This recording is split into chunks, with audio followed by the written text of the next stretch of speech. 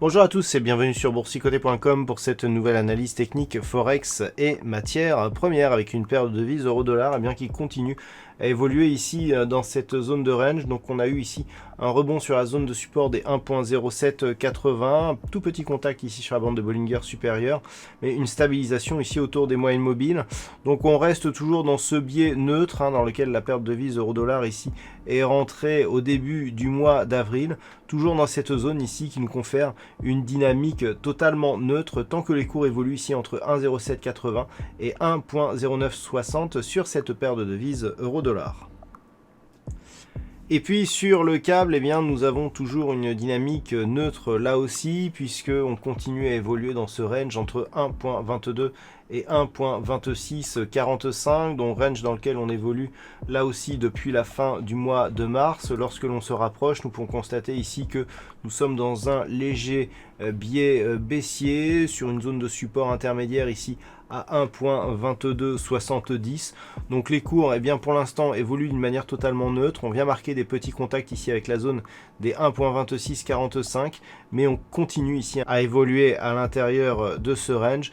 Une dynamique là aussi totalement neutralisée sur cette paire de devises livre sterling contre dollar américain. Et puis sur l'or, après repositionnement ici d'une zone horizontale qui était précédemment placée à 1705 $ l'once pour la placer ici à un point beaucoup plus significatif des 1738 $ l'once, nous pouvons constater que suite à l'arrêt ici de cette dynamique haussière, les cours continuent ici à osciller dans cette zone de range entre 1671 et 1738 $ l'once. Donc nous avons une évolution toujours à l'intérieur de ce range qui correspond peu ou prou au premier retracement de Fibonacci ici à 23,6%.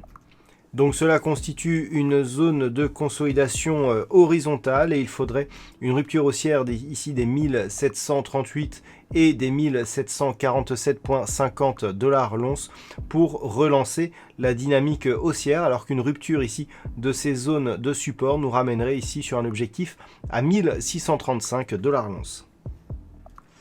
Et puis enfin sur le WTI, il semblerait que les cours se stabilisent aux alentours des 25 $ le baril. Alors on a eu énormément de volatilité ici, notamment autour de la clôture du contrat mai qui est intervenu le mois prochain. On a eu donc cette phase de volatilité ici et puis cette dynamique haussière qui a ramené ici sur les cours de WTI sur ce cours d'équilibre.